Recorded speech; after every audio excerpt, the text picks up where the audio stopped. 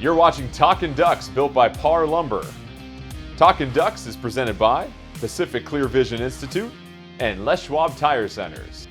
Welcome into another edition of Talkin' Ducks. Oregon gets their third straight win over Washington despite the weather. Also some more bragging rights for the Ducks. Travis Dye balls out once again, and then it feels like the Ducks have found the recipe for a championship blueprint. We'll talk about all that plus so much more. But let's go ahead and get to our opening drive, brought to you by Les Schwab Tire Centers, where they've been doing the right thing since 1952. And joining us once again from the Oregonian, Aaron Fentress, former Oregon quarterback Joey Harrington, and the man with the biceps and that oil painting right behind his right shoulder, Anthony Newman. And Newman, I'm going to start with you here because this win for Oregon against Washington, you really couldn't ask for a poorer start for the Ducks, where you spot the Huskies 9 points, you don't get anything going on offense, but it really felt like Oregon just survived and advanced. And every single week they continue to do this, it becomes more and more impressive as you see other teams lose across the country.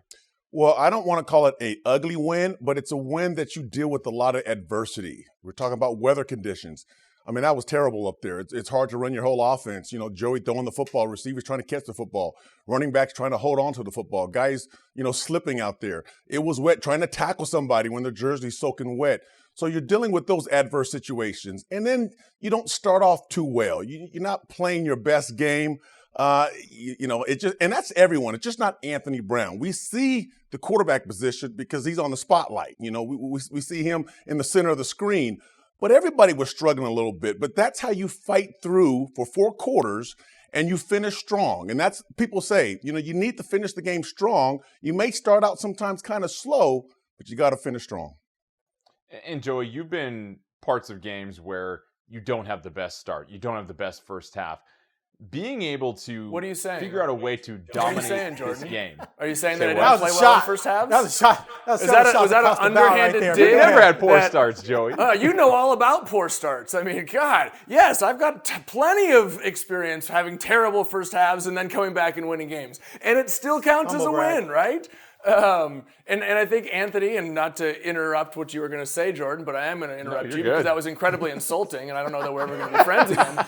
But yeah, I mean, it truly, I don't want to say it doesn't matter, but at this point in the season, there is something about just winning, right? Because we talk about this every single year when we start to analyze the end of the year playoff picture in October. It doesn't matter because every single year, November is chaos. Number 3 loses this week. Next week, number 5 plays number 7, and then Oklahoma's got 2 games against ranked teams. I mean, it just turns into a mess in November. So the key is, yes, avoid slow starts because, I guess I'm not playing, so it doesn't matter. So they don't have to think about that. And just win. But see, here's the thing. This is what Mario's teams were built for, right? We've talked about this all year. He is not a flashy, throw the ball all over the place kind of guy. He is a dominant offensive line, dominant running game type of coach. And that is the style of football combined with good defense that wins games in November, that wins games in monsoons off of Lake Washington. I mean, that is truly what you had to be if you were going to win that football game this weekend, and that's the type of team that Mario has built. So credit him for putting together a team and a philosophy that is built to win these ugly games at the end of the year. And that's what really stands out to me, Aaron, is the way this Oregon team plays the game and wins these games compared to previous Oregon teams that were either in the college football playoff or were going to be winning the conference before Cristobal got here. It feels like Oregon is a much more resilient football team now. Sure, they don't have these flashy wins, as Joey pointed out, that we saw in years past where they're winning by 40 and 50, but there's just something different about this team and the way that they're able to overcome adversity. Are you seeing that with this year's team? I mean, I'm not going to say they're better at doing that than the teams that went to national championship games. I'm not going to go that far yet. However, the way they began this game was the recipe for disaster I warned about. Turnovers, falling behind early, and now it changes the complexion of the game. You're down 7-0. You're down 9-3. You're not looking good at all. And then you figure out a way to exhale, settle down, get back to business, and then just grind and pound Washington into the ground in their home stadium in front of a crowd that's desperate for a victory. And it's a Pac-12 game at night with a lot on the line, which, as Joey said, anything can happen, especially in November. That was definitely a sign of resiliency, and I give most of the credit to the offensive line for basically putting the game on its back and then taking advantage of it. The defense dominated Washington. We'll get to that later, but Washington's offense is garbage. But the offense's resiliency to come back from bad moments and carry this game with the running game was very impressive. Hey, Aaron, how do you really feel about Washington's offense? Booty. Just curious. Anything? Any other description? How can you be a Pac-12 team, a premier program like that has been, and be that bad on offense? It's just amazing to me. Anyway. Commence. Yeah, it's almost like they might need to do something with the coordinator. More on that here in just a second. All right, let's go ahead and get to the Parr Lumber post-game sound brought to you by Parr Lumber. Go where the builders go. Mario Cristobal, you had a chance to go ahead and throw a little shade after this one. Really proud of our guys. Really physical play in the trenches on both sides of the ball. Proud of the way that our guys came out and showed our prowess in handling inclement weather and continuing to play hard throughout the entire game. Making sure that, again, every critical situation seems like our team responded really well, responded to adversity really well, and then took momentum of the game after a rough start. This all in all, again, coming up here to play one of our rivals and coming out with a victory in that sort of fashion, rushing for 329 yards. It's a really positive day.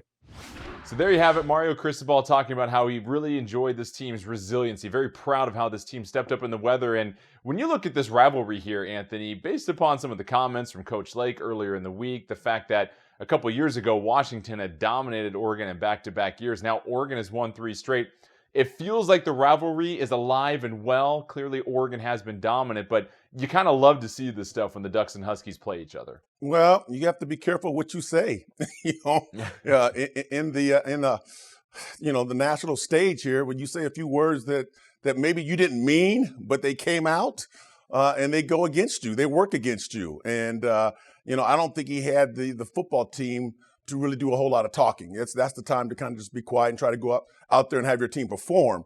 And then, you also, the one thing we talk about is don't give teams an edge. Don't give them something to talk about in the locker room saying, hey, they're talking about us. And that's what Jimmy Lake did for Oregon. Now, I know those words are just talk. You still got to go play the game. But Washington didn't show up. I mean, they had a chance. I mean, Oregon gave them several chances at the beginning of the game, and Washington did nothing. Can I ask a question here? You can after the break here, Joey, because we got to still pay for the bills and pay for the lights here. But stick around when we come back. We'll talk more about the dominant performance from Travis Dye. Ever since he's been the featured back for the Ducks, he has done nothing but shine, baby. We'll break down his performance when we come back on Talkin' Ducks. And yes, Joey, you'll get a chance. You've been shutting me down all day. Insults, stopping my questions, nothing. I got nothing.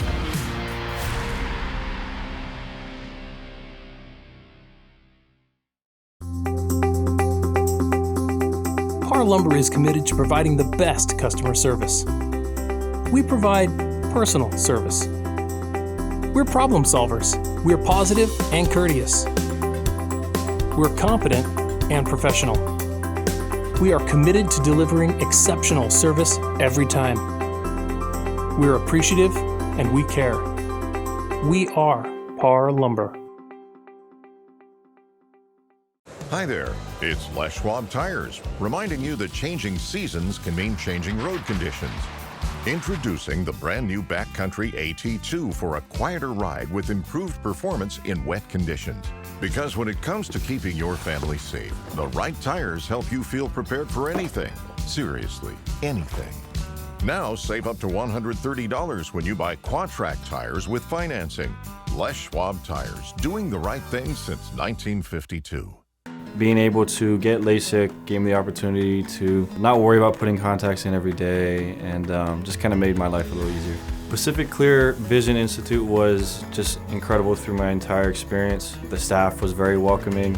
Dr. Embody, he really just kind of laid it out and made me feel comfortable and gave me confidence to know that I was in good hands. I would definitely recommend Pacific Clear Vision Institute for any sort of laser eye surgery. Since 1961, Comfort Flow Heating has provided service to more than 50,000 homes and businesses in the Willamette Valley. While the technology and techniques in our industry have changed, our founding principles have remained the same: to provide exceptional service in all areas of our business and for our customers to enjoy their products from us and be comfortable for years to come. From all of us at Comfort Flow, thank you for choosing us. Go Ducks!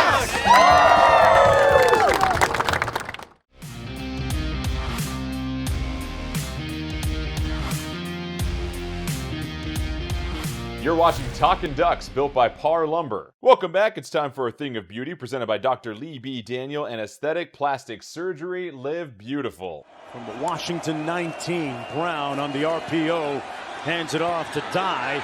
Dye cuts it north-south. Touchdown, Oregon!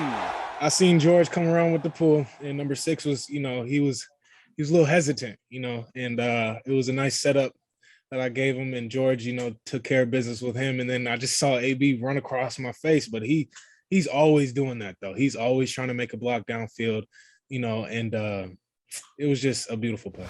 Well, there you have it. Travis Dye and Joey, maybe one of the players that Washington typically doesn't go after because they are competing with Stanford and Notre Dame. But just your thoughts on, first of all, those comments from Coach Lake prior to this game, because that really added fuel to the fire, and then the way that Travis Dye and the Ducks were able to respond. I don't have any thoughts. I have a question. Because Anthony said that's not really what he meant. But what in the world did he, what was the point of what he was saying? Aaron, and I know since you don't hold back your opinions, what was he trying to do? What was the point? I think he was trying to deflect from the fact that they're getting hammered in recruiting by Oregon and it's showing up on the field. But the problem is, even though Washington is a more highly regarded institution of higher learning than Oregon, you're essentially saying, oh, well, yeah, we're 60-something in recruiting and Oregon's a top 10 team because we're not recruiting those players, meaning the less academically inclined, meaning ultimately they're not as smart. And that's where he wasn't thinking. He wasn't smart enough to think that you're insulting, even if you don't mean it that way, you are essentially insulting the intelligence of the players on the team that was about to come to your house and play you. So I know. Why on earth you would do that? It makes no sense whatsoever. Even if you're technically maybe correct, which I still think is garbage, because you really tell me that Washington is so hoity-toity academically that you're going to pass on 4- and 5-star kids? You're not going to squeak them into your school so maybe you can win a few freaking football games? I don't buy that for a second. They're just getting hammered because you're getting hammered.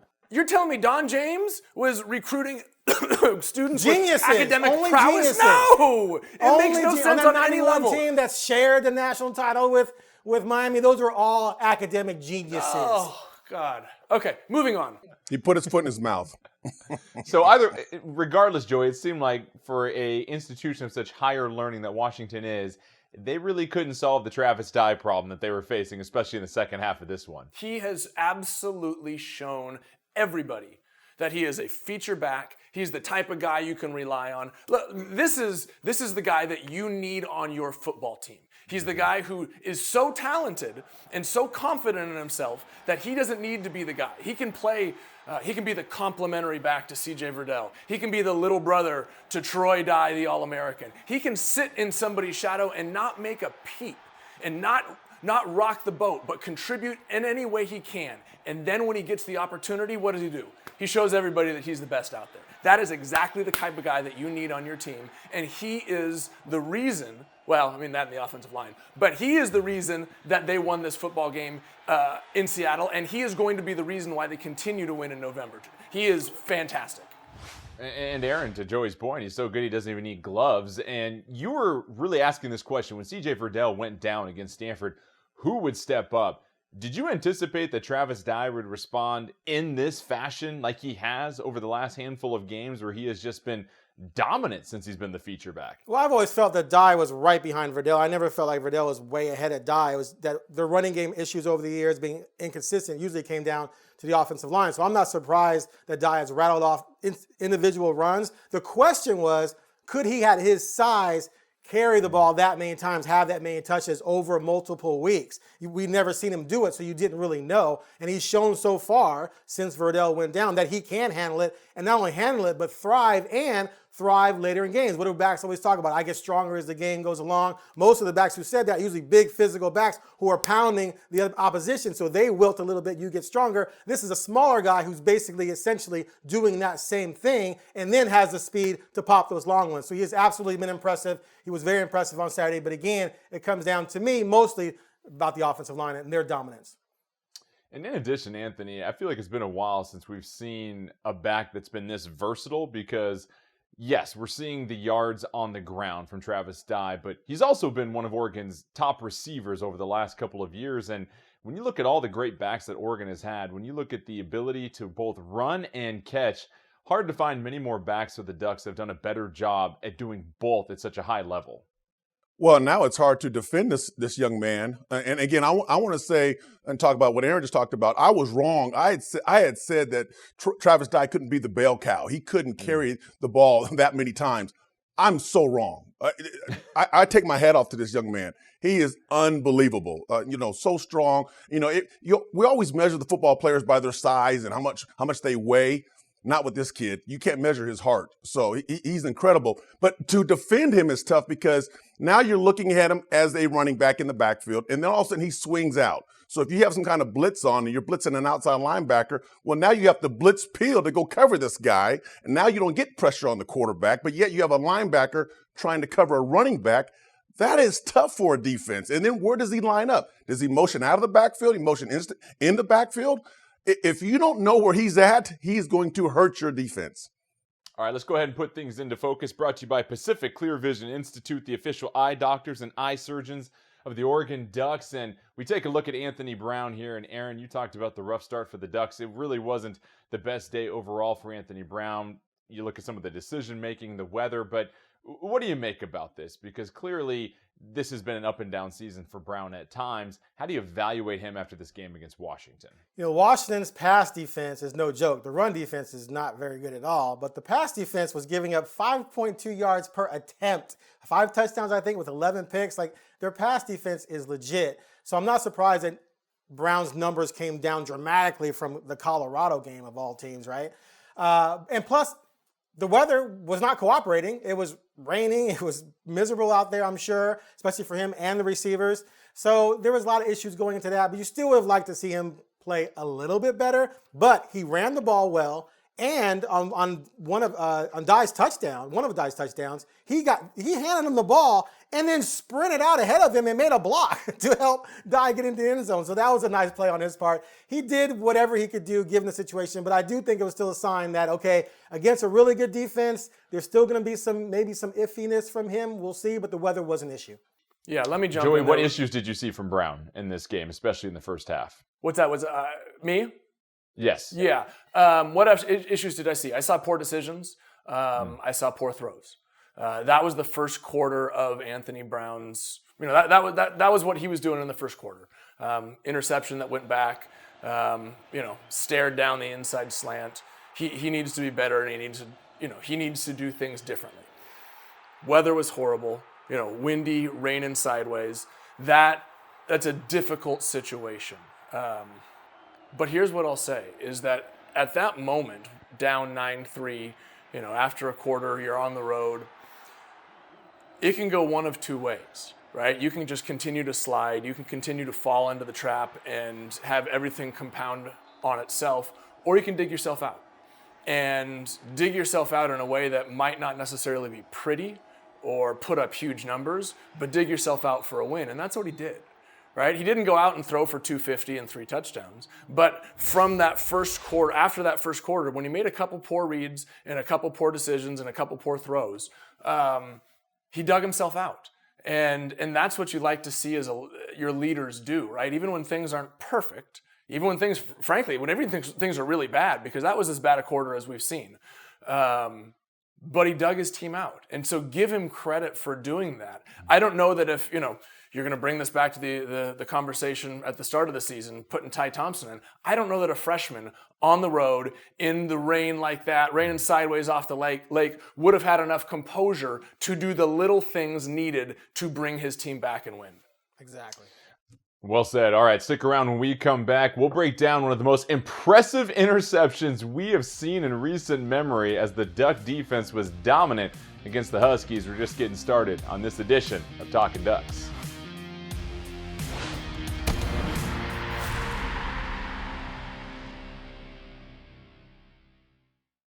Hi there, it's Les Schwab Tires, reminding you that changing seasons can mean changing road conditions.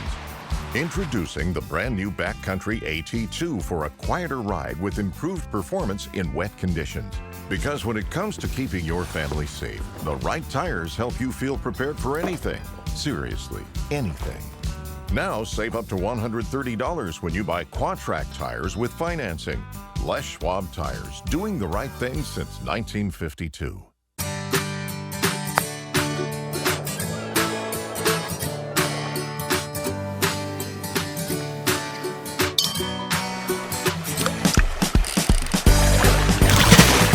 Eugene Airport is a proud part of what makes Western Oregon such a unique place to be. With nonstop routes that connect to hundreds of destinations, fly local, fly EUG.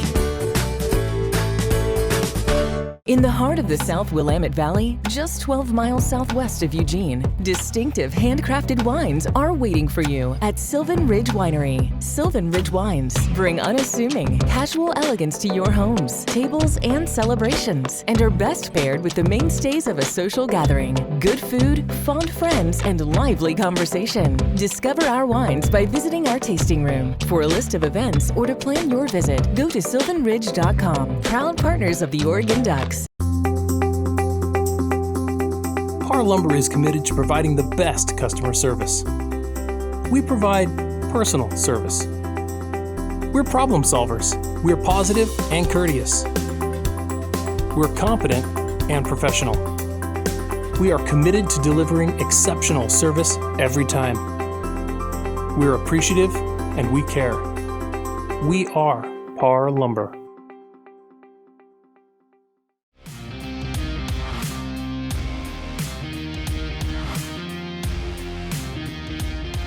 You're watching Talkin' Ducks, built by Parr Lumber. Welcome back. Let's check out our solid stop, brought to you by Milan Stoneworks, bringing you the finest stoneworks in the Northwest. This one goes out to the club, Jordan Happel. Taking it forward, little play action. Taking a shot up top, into traffic, and picked off. I mean, anytime the defense gets a turnover, it feels great. I mean, I think a lot of people talk about the interception, but they fail to recognize what KT done in that play. I mean, obviously, KT is one of the best, if not the best passers in the country. And he was actually dropping back into coverage in that play. And his coverage drop was so good that the quarterback had to throw the ball kind of over him. And I just happened to be the one behind him standing there for an interception. So, I mean, a lot goes into it more than just the interception. So, I mean, everyone in the defense just deserves credit for that play as well. And how about that, Anthony Newman? The one-arm bandit, Jordan Happel, other arm wrapped up in a club, obviously, makes that pick in that weather. How impressive is that? Because I don't know if you've ever played with one of those clubs, but last time I checked, it's better to have two hands rather than one when you're trying to catch the football. Well, I'm not impressed because I did it. I had a club on as well, a one-handed catch, and I had return yards about maybe 40 yards down the field. So was it snowing? No, I did do that, but that still is an amazing catch. But I'm going to tell you this, Kayvon Thibodeau's the one that created that interception, because you have a guy who likes to rush the quarterback. He's dropping back in pass coverage. And now when the quarterback sees a guy that's 6'5" back there, he's going, oh, I got to throw the ball over my receiver. Now it's an overthrow. Jordan Happel was in the perfect situation. Great interception. Had to kind of tiptoe on the sideline and catch it with one hand. Outstanding catch. So Joey, after this game, there was going to be rumblings about some changes with the Washington coaching staff. And the Oregon defense, very dominant after spotting the Huskies basically 9 points by a pick that led to just one series of downs on the 6-yard line. Then, of course, the safety. The Huskies fired their offensive coordinator after this game. That's the type of impact the Oregon defense had. What do you make about this unit and what they've been able to do in these moments and in these games where they need to come back, like Washington and on the road at UCLA recently? You talking to me or Joey? Joey. Oh, man, I thought you were going to Aaron. Oh, okay. No. He wasn't listening. I wasn't listening. Okay. Hey, after you insulted me. It's all good. Aaron, okay. After you insulted me at the start of the show, I haven't listened to you since. So what do you want to know? What do you want to know about them firing their coordinator? I mean, it was bad. It was a bad offensive performance by Washington. But I also think you have to give some credit to this Oregon defense because they have continued to improve. I sound like Anthony. They're getting better. They're getting better. But the reality is, you gotta get a little bit more bass in your voice, though. Yeah, they're getting better. But they actually are getting better because Kayvon Thibodeau is back and healthy. And what they're starting to have is a little bit of continuity, right? A couple weeks of playing with some of the same guys, and you can build a rhythm with that. You can build what we've started to see over the last few weeks, which are big plays, but also, like you said, Jordan, I actually was kind of paying attention, was some of that dominant defensive play. Right? We saw a dominant defensive game from the Oregon Ducks this week. And, we talked about it in regards to the offense and the style that they play. This is what they're going to need to do, especially in these next couple games. I mean, they got some tough ones coming up against Washington State. Utah is looking fantastic. Oregon State has been a scary team for about a month now. This is the time of year when this defense is going to have to continue to come together and play as well as they did this last week. Aaron, are you seeing this from this Oregon defense that for all the issues we've talked about with the Oregon offense, the ups and downs, are we really seeing a dominant, consistent defense from Oregon, or are there some areas that you'd still like to see them shore up as they get set for this stretch run of their season? Colorado's offense is horrible. Washington's offense is horrible. Let's keep things in perspective. UCLA had some success against them. Cal had more success than they should have had against them. That said, when you're playing a team like Washington that's bad, you want to make them worse, and they did. 166 yards of total offense, 111 passing, 55 rushing. So even though you can say, or I can say, being pessimistic, that they played a bad defense, they played a bad offense. That bad offense looked even worse against Oregon than it has against other teams. So you give Oregon credit for dominating them the way they did. But still, and again, just putting out caveats. 2 dominant performances against 2 of the worst offenses in the country does not a dominant defense make. Go, Anthony, go. Go, Anthony, go. Here he comes. Go ahead, Anthony. He put it on a silver platter there for you. They did what they're supposed to do. There we go. You said that, right? Take care of business. And that's what they do. And when they're on the spotlight, or on the big stage against Ohio State, they showed up without Kayvon Thibodeau. Okay? So everybody keeps questioning, keeps saying, well, but, or but this, or but that. But they keep showing up. They did. What else do you want? What else do you want? What else do you have to dominant? prove? If I'm going to call them dominant, they should have dominated UCLA. They should have dominated Cal. They should dominate Washington State this week. No one dominates anybody in today's Dominating game. bad offenses does not make you dominant. No one dominates anybody. You just go out there and do your job. Okay. It's not about dominating somebody. Do your job. He asked End me of if they story. were dominant. And then you win the game. Wasn't Jordan asking if they looked dominant? Yeah, that they was did. The question. They did. Why didn't they? I said they dominated this team, but that doesn't make them a dominant defense. Why not? Jordan, they just talk themselves in circles if you let them. If you We're let them gonna go, let they'll them just catch talk their breath themselves in here. circles. But when we come back, we got a lot more to get to, including did Oregon find their championship recipe as they get set for their 3 most difficult games of the season and a potential game, the Pac-12 championship. We'll talk more about that blueprint when we come back on Talkin' Ducks.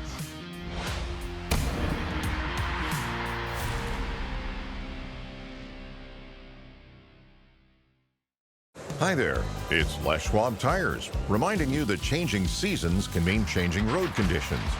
Introducing the brand new Backcountry AT2 for a quieter ride with improved performance in wet conditions.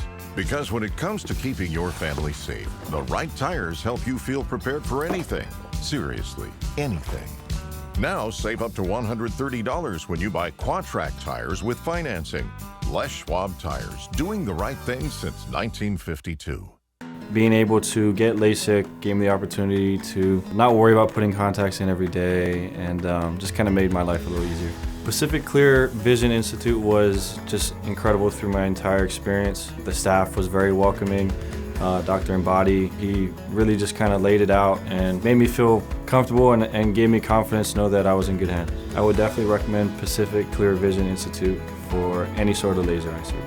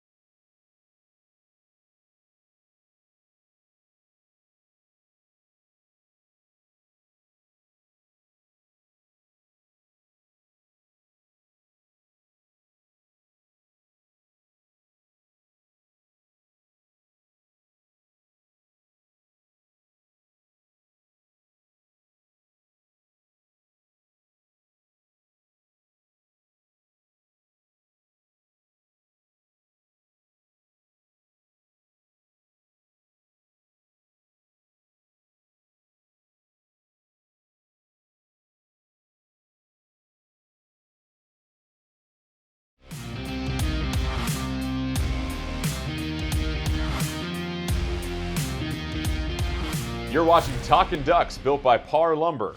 Welcome back. As many of you know, that we do record the show on Monday prior to the college football rankings coming out every single week. And so Oregon number 4 prior to the victory against Washington. But the big news, undefeated Michigan State losing to Purdue. The Spartans were number 3, so many people think the Ducks might move up to number 3. And Aaron, you look at some of the chaos that is happening week after week. This is the second consecutive top 5, top 6 team that has lost now in this month of November.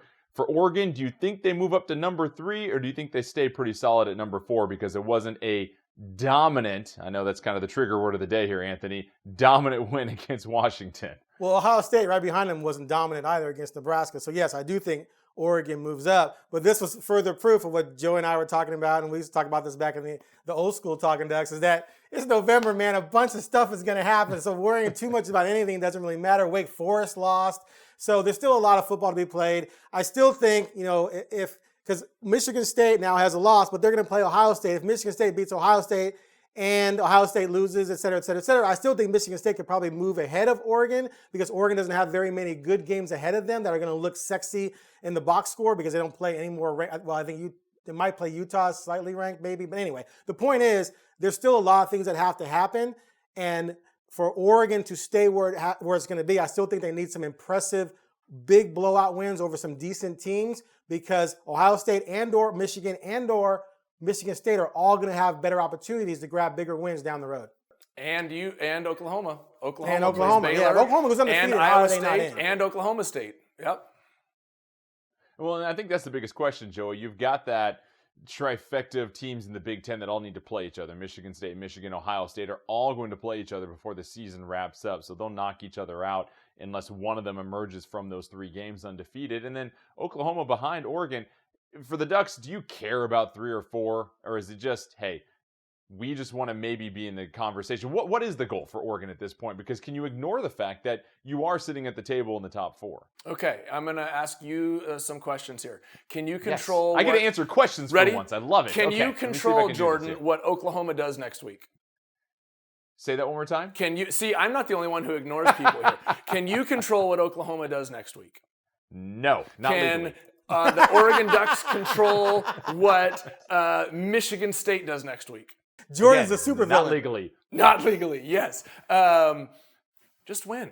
I mean, that's what I've been saying the entire year. You can sit here and play scenario after scenario. Well, if Michigan State beats Ohio State, then they knock themselves out, or they knock Ohio State out, but Michigan State then has the same win as Oregon, but they had this a worse loss or a better loss. But if Michigan beats Ohio State, I mean, you can just go through all of these different scenarios, and at the end, you just talk. My head. Exactly, you talk yourself into circles.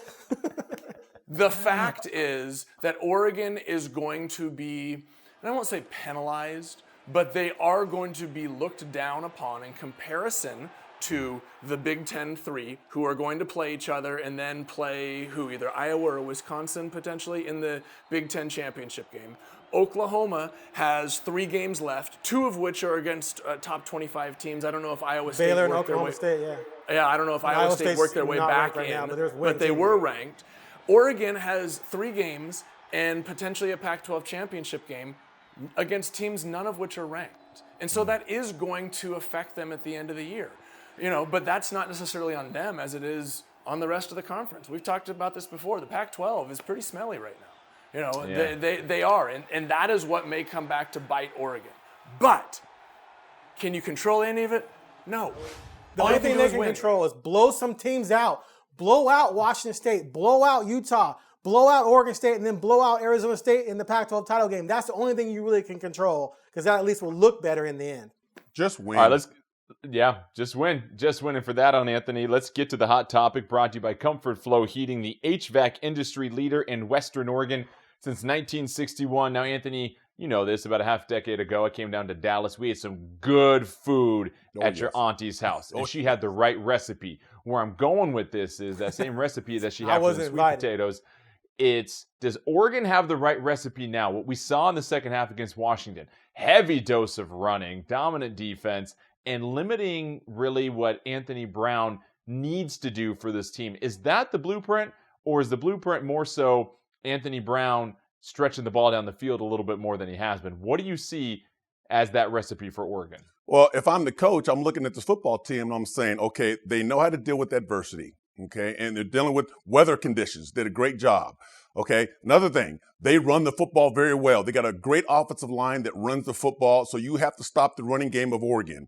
Okay, the next things, they play tough defense. They don't give up a lot of explosion plays. There's no broken coverages. So they play smart. They're disciplined, and that's hard to find in these young kids. Sometimes they want to make plays and not do their job.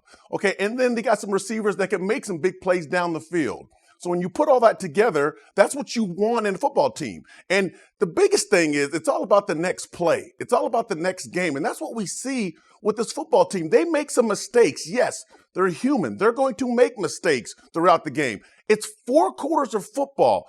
People forget about that. 4 quarters. So in the first quarter, you may mess up a little bit, but it's what you do next that's more important. And that's what I see in this Oregon team is they finish strong. They come out there and they'll play. They might mess around a little bit, but at the end of the game, you better bring your lunch because they're going to play hard. I want to that's know been the who difference thinks for that Oregon. They just continue to win. When we come back, we'll fly around the Pac-12 and take a look at more of the chaos going on in the conference, some teams losing and dropping games that you're surprised about. We'll bring you more when we come back on Talkin' Ducks. Anthony, people forget there's 4 quarters? How many quarters are there? Stories tell us that great leaders are anointed at birth, chosen by the hand of fate. But those are just stories.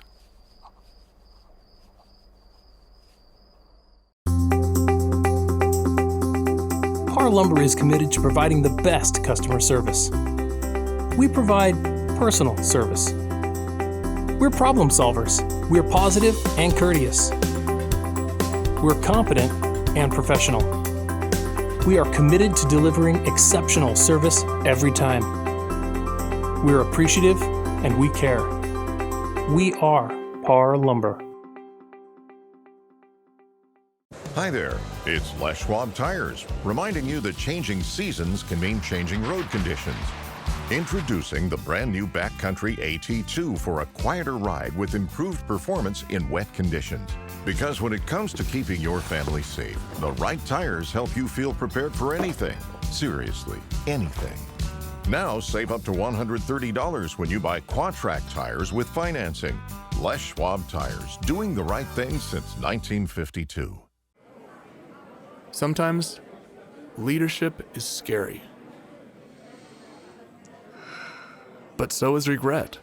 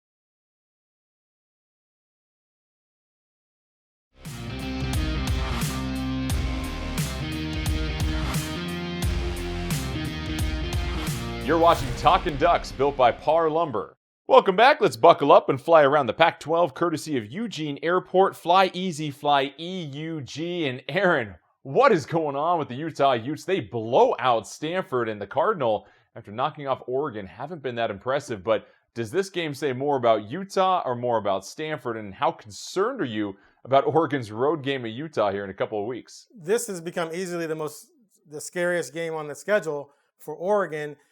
Month or so, or 6 weeks ago, we were wondering what Utah was about, and UCLA seemed like they might be the scariest team. Utah by far now. That was a dominating performance against a Stanford team that beat Oregon. And this team has it all. They've always played solid defense. Their rushing attack right now is second in the league behind the Beavers at about 220 per game. Tavion Thomas had 4 touchdowns against Stanford, 177 yards. He's a dominant back. And then their quarterback, Cameron Rising, he isn't a dominant quarterback, but he feeds off the running game. He's a smart quarterback who makes decisions. He can make big plays with his arm and his legs. He only has 2 picks this season. And like I said, their defense is solid. So this is a very complete football team that I think Oregon's going to struggle with. I think that game is going to go down to the wire. It's going to be anyone's game. It's going to come down to who makes the critical turnover or the critical big play late in that game. But that's scary. And one more quick point. Them dominating Stanford like that hurts Oregon because Oregon lost to Stanford, and then also Oregon State, which Joey's going to talk about. Them losing back-to-back weeks the way they did, that hurts Oregon because now if and when Oregon beats them, it's going to be less of an impressive victory because Oregon State now looks like it's scared to become bowl eligible. They got the 5 wins and we're like, oh my God, what's happening? And now they just panicked. Whoa, let's hit the brakes here. Hold on. Colorado, really? Oregon State? You're killing my buzz because I was looking forward to the Pac-12 North title being that Oregon State game in a few weeks. Now it's not. Aaron, you don't drink, so the only buzz you get is from orange soda, I'm sure. So, Joey, you take a look at the Beavers, and this is what we were thinking a couple weeks ago. Wow, this is a team that's right up there with Oregon with how well they're playing. Then, to Aaron's point, they lose on the road at Colorado, a team that struggles to score the ball. Colorado drops over 40, 50 points against them. What do you make about the Beavers? Because after this performance, they go and fire their defensive coordinator. So coordinators losing their jobs left and right in the conference. That's messed up. Oregon State obviously making the change. Yeah, here's what I'll say. Chance Nolan and B.J. Baylor are really good football players. Now, Nolan's been a little bit up and down at times, but he's shown that he can. He's young, okay? He's gonna settle that out. But the fact is that he can show up for that big performance. B.J. Baylor hasn't quite been Travis Dye in terms of, we'll call it put the load on my shoulders, but consistently over 100 yards just about every game through the meat of this season. What I think it says about the Beavers, and especially about Jonathan Smith, by firing the defensive coordinator, is that he's not going to accept being average, right? That's not okay with him. That's not what he's building. This isn't just get to 5 wins, 6 wins, and say, hey, you know what? Let's have a party. We're bowl eligible. He expects more. And I know that the last 2 weeks have been extremely disappointing to him, and he needed to send a message to not just his team, but the entire Oregon State community that he's not going to accept what has happened over the last 2 games. So if I'm looking at that as an Oregon player down the road or an Oregon fan, it almost creates kind of that, you've heard the analogy of the animal backed into the corner, right? They're going to have to fight and scrap and claw to get into the bowl eligibility that they want. They're going to fight for that. They've got a coach who has now shown their team that not only is he not going to put up with it, but he's not afraid to make the changes necessary to do it. So he's set the standard. He's become that leader. And I don't think it changes. I think what we've seen from Oregon State midway through in the mid part of the season is they're still capable of producing at the end of the season. And that has me a little bit nervous if I'm honest. Beware of those Beavers backed into the corner. I'll make sure I catch that on the next episode of Planet Earth. Real quick, Anthony, as you take a look at this matchup against Washington State, the Cougars, listen, their head coach is no longer there. Rolovich gone because of the mandates, and we won't even get into that conversation here. But this is a team that is still playing very well despite not having a true head coach right now. Well, it's simple, and I'll keep it short. These players came together for each other, okay? And that's a dangerous team. When players come together, they play as one heartbeat. Okay, they know that their coach is gone. They lost 4 other assistants, guys who recruited them. And they're saying, hey, we're playing for us. We're the ones on the field that are playing the game. Coaches coach, players play. We have to play for us and see what we can do. And they're a scrappy team. They got a young quarterback that can sling it. They got a good running game. They run the ball every now and then. Now, Washington State. But they're a scrappy team that's playing for each other, and that makes them scary. All right, don't go anywhere. When we come back, we'll head off the football field and visit women's soccer. They just had their best year in 15 seasons. Where are they going to be when it comes to their postseason hopes? Plus, we'll have a quick recruiting update as we continue along on Talkin' Ducks.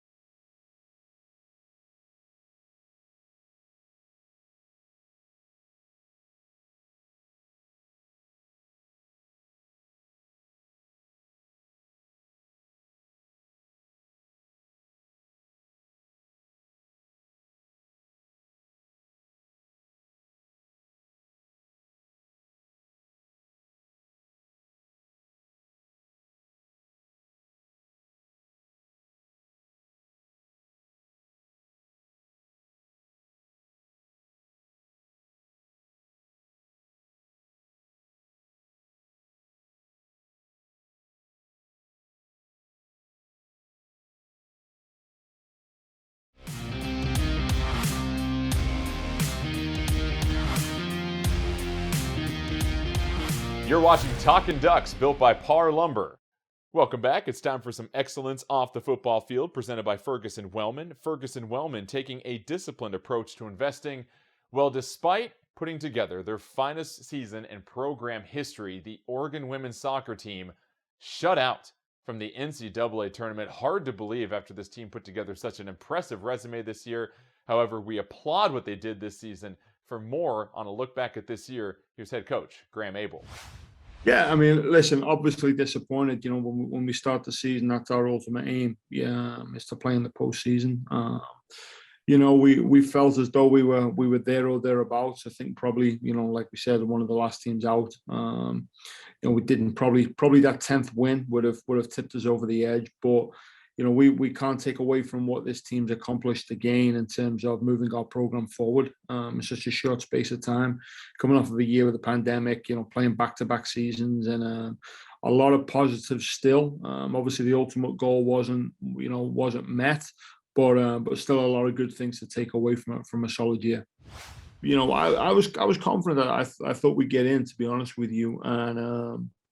It's one of those things, and you know I've been on both sides of it, and so it's like I said, we've just got to make sure next year we take care of enough of the results that they can't leave us out.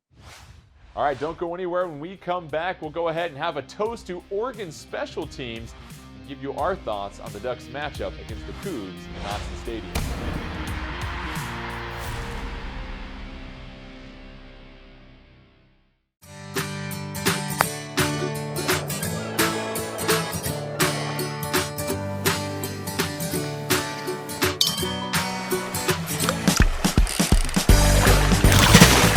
Eugene Airport is a proud part of what makes Western Oregon such a unique place to be. With nonstop routes that connect to hundreds of destinations, fly local, fly EUG. In the heart of the South Willamette Valley, just 12 miles southwest of Eugene, distinctive handcrafted wines are waiting for you at Silvan Ridge Winery. Silvan Ridge Wines bring unassuming, casual elegance to your homes, tables, and celebrations, and are best paired with the mainstays of a social gathering: good food, fond friends, and lively conversation. Discover our wines by visiting our tasting room. For a list of events or to plan your visit, go to sylvanridge.com. Proud partners of the Oregon Ducks. Since 1961, Comfort Flow Heating has provided service to more than 50,000 homes and businesses in the Willamette Valley. While the technology and techniques in our industry have changed, our founding principles have remained the same: to provide exceptional service in all areas of our business and for our customers to enjoy their products from us and be comfortable for years to come. From all of us at Comfort Flow, thank you for choosing us. Go Ducks!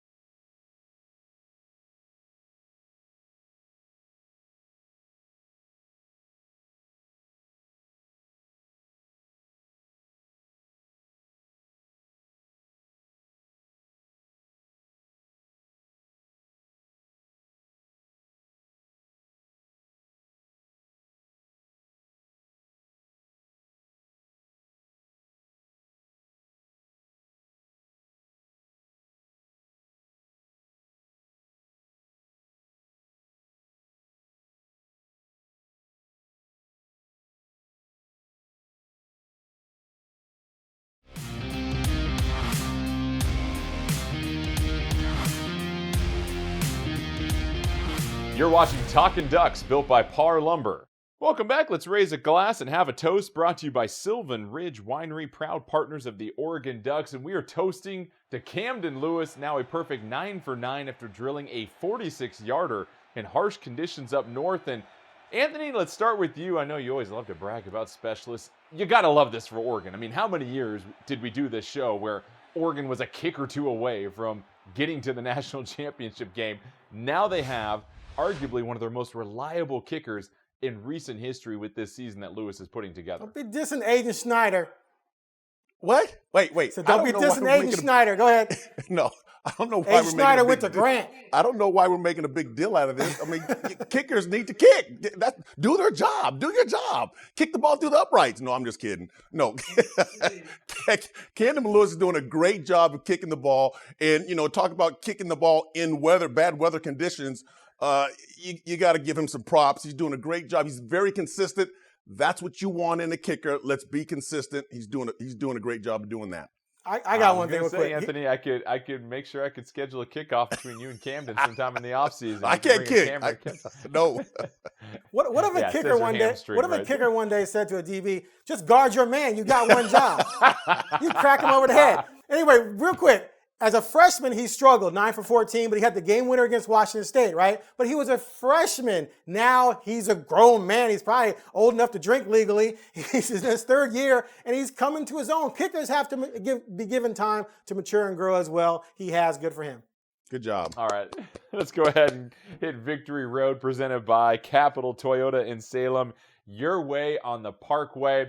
Ducks return back home. They take on a feisty Washington State team. And Joey, this is a team, Washington State. I called their first game of the year. They lost at home to Utah State. Obviously, we know everything that's going on with Rolovich no longer being their head coach. They lost 4 assistants. But as Anthony pointed out, this is a very determined team with a lot of players that have something to prove. And you've got to be very careful because a very confident Washington State team that feels like they have nothing to lose coming into Autzen Stadium. This game scares me. I'm going to be perfectly honest, and I'll say it every week for the rest of the season. The next 3 games scare me. Not because I think they're better football teams than Oregon, but each of them present something different that can be used as motivation, or there's something about the team. Like you said, this Washington State team has dealt with a significant amount of adversity, and when they've looked good, they've looked really good. When they've looked bad, they've looked pretty smelly. So for me, it's the Washington State team that is, like Anthony said, simply playing for each other, going on the road, them against the world. That's a situation that you don't want to see your opponent. Those are the type of teams that you don't want to play at this time of year. So I'm honestly hoping that the Washington State team that played against Utah State shows up, but we could very well see the type of Cougar team that has come in. I mean, I'm thinking of all those games in the Palouse. I'm thinking of Washington State coming down to Autzen. There have been some really, really close games, some really hard-fought games in the last 10, 20 years, and I don't expect this to be any different. Final thought from you, Aaron. You mentioned the last 2 games for Oregon. Colorado and Washington had huge weaknesses as teams, especially offensively. Now you look at Washington State, that's not really an issue for them whatsoever. What do the Ducks need to do to get a victory over the Cougars to make sure that they continue to stay in the hunt for the college football playoff? So, Anthony, this is the type of the game where you show you have a dominant defense, because Washington State's offense is way better than Colorado and Cal's. And what they do that kind of scares me if you're a Duck fan is that they get rid of the ball quickly. They're not messing around very often in the pocket with Delord running around. I mean, he can run, but he's not doing a ton of drops where he's trying to go downfield knowing there's pass rush coming. If they fear Kayvon and everyone else, they're going to get rid of that ball quickly, and they're going to be precise with it. And if they get it to guys in space and they can make run yards after the catch, then they become kind of dangerous. Now, they had success doing that last year and put up 29 points, but they were unable to stop Oregon. So if Oregon's offense comes to the party, I think Oregon wins. If Oregon struggles at all on offense, this game is going to go down to the wire. Book it. Yeah, and this is also a Washington State team that had one of the surprising road victories of this season, going down to Arizona State and taking care of business against the Sun Devils. So another scary game, according to Joey Harrington, for the Ducks as they try to maintain their record and stay at the table for the college football playoff. That'll do it for this edition of Talkin' Ducks. Aaron and Anthony will go ahead and continue to argue the importance of dominance on defense until next week when we come back. And we'll recap this game against Washington State and set the stage for a huge matchup, Oregon on the road against Utah. From all of us here, thanks again for joining us, and we'll see you next week.